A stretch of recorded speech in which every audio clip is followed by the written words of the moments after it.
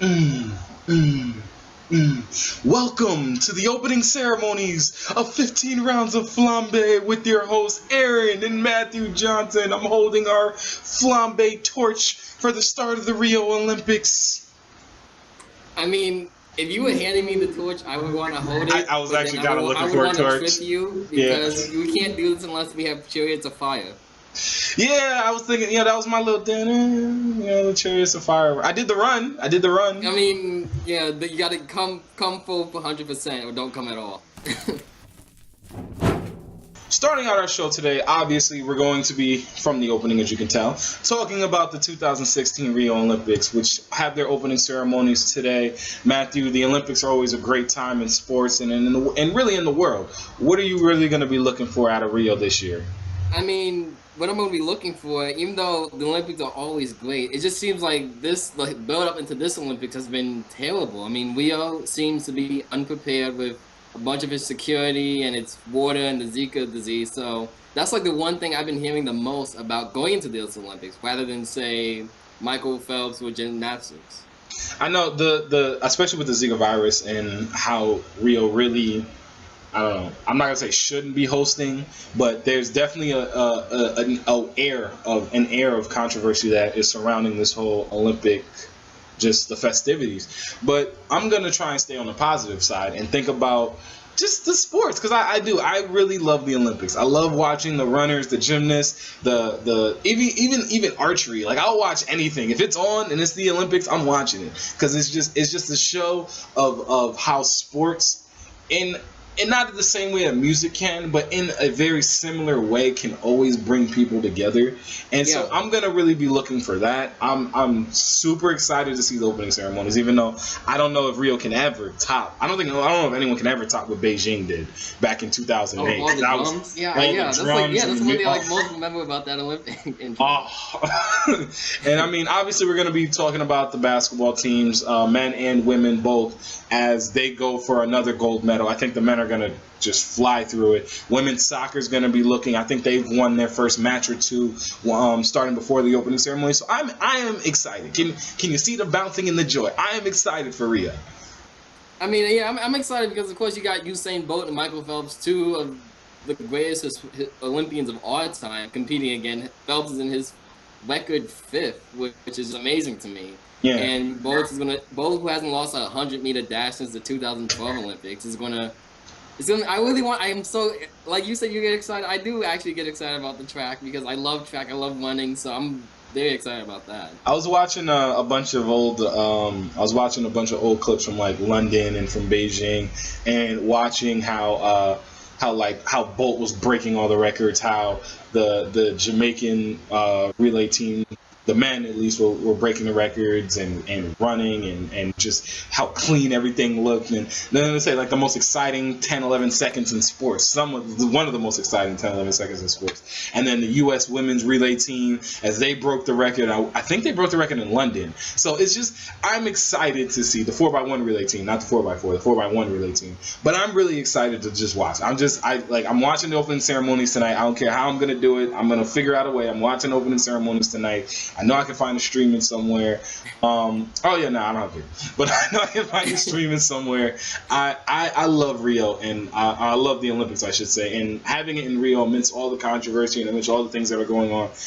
It's not going to obviously, people aren't going to forget about all the things that are going on in Brazil that need all the corruption that's there and all the things that need to get fixed. But I don't know, maybe at least these couple weeks will have some kind of emotional pull, some kind of. Yeah, I mean, excuse me. 'Cause I know I was doing some research for a little bit. I'm really excited because I heard about this story a few weeks ago, and I just like rediscovered it again after a few weeks. That you know who Nate Ebner is? Nate Ebner. I feel like I know the name, but I don't know the story. Well, he's a member of your favorite football team. He's a member of the Patriots, and he's actually going to be. He got the blessing from Bill Belichick and the organization to go compete in the rugby team, and that's what he's going to be doing these next few weeks, rather than going to boring old training camp. And I'm excited to see Simone Biles. She's the first. She was actually too young to qualify in 2012, but she's the first female gymnast to win 3 straight all world championships and holds the record for most world gold medals. So after doing all those things before even being able to qualify the Olympics is just like I've heard so many great things about this gymnast, and I'm really excited to see her perform. I love how no matter what we do, somehow, some way, Bill Belichick and the stupid freaking New England Patriots end up in our stories. I love it. I just. For our second story, we go to the world of basketball and see Russell Westbrook signing an extension with the Oklahoma City Thunder yesterday. And what are your thoughts about this All-Star re-signing with Oklahoma City? You know, I think when it comes to Westbrook, it's at this point Westbrook and Durant are just a soap opera. You know, All My Children, One Life to Live, General Hospital. You know, Degrassi for some of our younger people. I'm so tired of just Westbrook and Durant and West. Even though I was a little surprised that he signed the contract with the Thunder to talk about what you asked me. I feel like when it comes down to not even the two of them, when it comes down to Westbrook, I feel like he gave them 3 years because it's only a 3-year deal. So he told the Thunder 3 years to build around me, see what we got here. And I think that's a fair deal because at the end of the day, Westbrook, I think, is going to be in the top 1, 2 of, or at least top 3 of MVP voting this year because he's going to have absolutely insane numbers. If he can stay healthy, Westbrook is averaging 27, 28, like 7 or 8 assists and like 5 or 6 rebounds. He's going to have absolutely positively insane numbers this year. But go ahead. I was gonna say the deal's reportedly $85 million over 3 years, and he has the player option for the 17-18 season to become a free agent. Even though I agree that Westbrook doesn't have crazy numbers, I was talking to Daniel about this the other day. There aren't many people I remember winning MVP as a 4, 5, 6 seed or worse. So that's how I see they're gonna. I don't see them as like a top 3 team in the conference, and that kind of means they're not gonna get to the title. But he's gonna have insane numbers, and it's just this whole situation is just crazy to me because we always see Durant before the season or even before signing with Golden State as like the humble, just quiet. I mean, he does his work and that's it. And Durant Westbrook was always the showy, flamboyant, like always crazy fashion. And I can see why people didn't like Westbrook like then. But now it seems like the whole thing flipped where everyone's just crushing Durant and everyone's like loving Westbrook. I mean, the people are crushing Durant because he went to the team that beat him. That's why I've been crushing Durant because I cannot. I would say over this like past year and a half, especially with all this free agency talk, when he knew reporters were asking about this, he became a little testy with the media sometimes, and we had never really seen that before. No, you've seen it before with Durant. Durant's been testy with the media for I'm not gonna say as long as I can remember. I've seen him in instances being really testy with the media. But I think that people are starting to get on the Westbrook bandwagon because they understand that he's kind of been dealt a raw deal here. Even though, like I said, Durant was well within his rights to go with any team that he thought he wanted to go to in the NBA. The issue with it in the sense of, I don't know, just public eye, being in the public eye and being in the public vision, is the fact that he went to Golden State. Now, if you think about it, when LeBron left because this is probably the most high-profile player to leave a place since LeBron left for Miami, he became the villain of the NBA instantly. Now, Durant is the villain of the NBA. And now, when you think back to when LeBron left Cleveland, Cleveland was, it was just saying same old Cleveland. But you look at it in this aspect, Cleveland didn't have another superstar. And I think Westbrook is a superstar. I think he's the second best point guard. He is a superstar. I say he's the second best point guard in the NBA behind Steph Curry. But I think he's I think he is. I think he's second best behind Steph Curry. I think he's better than Chris Paul now. I think him and Curry are better than Chris Paul. Chris Paul's number 3 right now for me. But I think that when it comes down to the two of them and the dichotomy that they have, and Westbrook saying that he hasn't talked to Durant, and Durant just sending him a text message when he left and all that, it's soap opera. I can't wait this is like, I guess I don't watch many soap operas, but it seems like in soap operas, like most fans and most like TV audiences like flock to one person and like ostracize and condemn another. And I was reading how the mayor of Oklahoma City declared it Russell Westbrook Day because he signed. He's so beloved there now just because he's the one who didn't leave. And even though expectations aren't going to be NBA title, he's the one who didn't leave. They love him for that after seeing their other favorite player leave. So I just feel like this whole perception of Westbrook is changing because he's still like the angry, circa 2004, 2005 Kobe Bryant angry. I love watching Westbrook play though. And now, Durant, the one who's usually we kind of got on him to be more aggressive. Now he's become more aggressive, and we all kind of dislike him now. I think that this reminds me of a very similar situation to Orlando Magic from the late 2000s when Shaq and Penny Hardaway were together and Shaq decided. Late 90s. Oh, what I said? Yeah, late 90s. Thank you. When Shaq decided to leave for LA. It reminds me of that because, first of all, they both pair never won anything. They've gotten there. They got to the NBA Finals, both pair, and they both lost, but they never won anything. And it's always been a what-if situation with those two set of teams, those two set of eras. And in the way that he's leaving, and it's a small market, and it just reminds me of Orlando. It reminds me of this. Now, what killed Orlando late in the 90s that Penny Hardaway started to break down. Let's pray that doesn't happen to Russell Westbrook, because there still is a potential to be a successful franchise, and for Westbrook to have a very successful career, especially if they can start building around him, because there are still pieces out there in the NBA that would probably complement him better than Durant did. So it'll be interesting to see. I'm excited to see it. I want to see what happens. I do. I mean, yeah, I'm a rumor I've been hearing is about Blake Griffin when he becomes a free agent at the end of the year, and it's just, I don't know. I still don't see them as title contenders. I mean, I'm not gonna say that because Westbrook's on your team, but I feel like there's no question. I think 3 better teams in the conference. But this kind of reminds me of Michael Jordan in his first retirement, where Scottie Pippen they only had a 2-loss drop, from 57 to 55 games.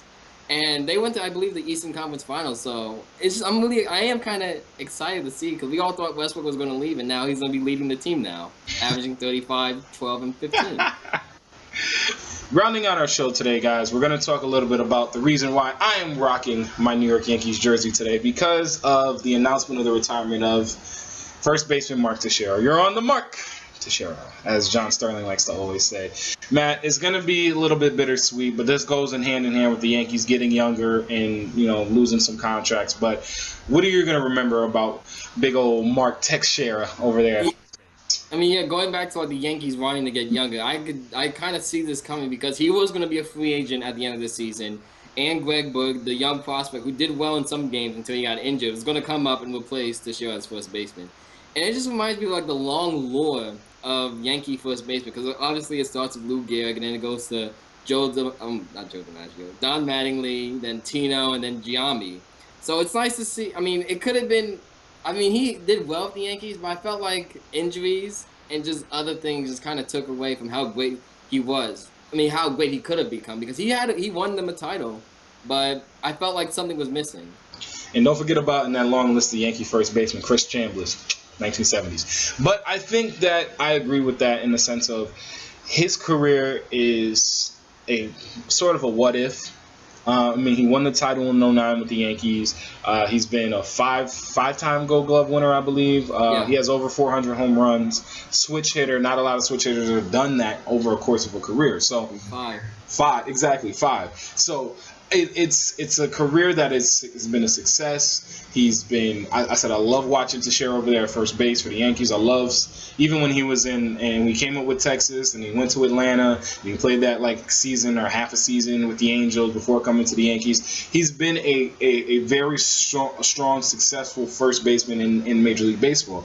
A little bit, like I said, it's a little bittersweet to see him go. Obviously, he's been on the decline for a number of years due to injury. But who knows, if injuries didn't, Mark Teixeira was on pace to hit at least 500 home runs before he started getting hurt.